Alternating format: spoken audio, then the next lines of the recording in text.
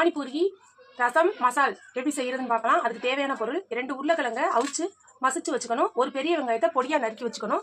தனி மிளகாய் தூள் தேவையான அளவு, உப்பு தேவையான அளவு, ரசத்துக்கு 5 பச்சை மிளகாய், கொஞ்சம் போல கொத்தமல்லி தழை, ஒரு எலுமிச்சம்பழம் சைஸ் அளவு புளியை கரைச்சி இந்த மாதிரி தனியாக எடுத்து வச்சுக்கணும். இப்போ ரசத்துக்கு கொத்தமல்லி தழையும் பச்சை மிளகாயும் நம்ம இப்போ நைஸாக பேஸ்ட்டாக அரைச்சிட்டு வந்துடலாம். பச்சை மிளகாய் கொத்தமல்லி, இப்போ அரைச்சிட்டு வந்த கொத்தமல்லி பச்சை மிளகாய் பேஸ்ட்டை புளி தண்ணியில் கரைச்சி தேவையான அளவு உப்பு போடணும். அவ்வளோதான், ரசம் ரெடி. இப்போ மசாலா பார்க்கலாம். உருளைக்கிழங்குல ஒரு பெரிய வெங்காயத்தை நறுக்குனதை சேர்த்துக்கணும். தேவையான அளவு தனி மிளகாய் தூள் சேர்த்துக்கணும். தேவையான அளவு உப்பு சேர்த்துக்கணும். எல்லாத்தையும் நல்லா மிக்ஸ் பண்ணிக்கணும். மிக்ஸ் பண்ணால் உருளைக்கிழங்கு மசால் ரெடி. இப்போ உருளைக்கிழங்கு மசால் ரெடி. பானிபூரி கடையில் இந்த மாதிரி ரெடிமேட் அப்பளமாக கிடைக்கும். இதை எண்ணெயில் போட்டு பொரிக்கணும். இந்த மாதிரி ரெடி ஆயிடும். இப்போ பானிபூரி ரெடி. மசால் பானிபூரி ரசம்.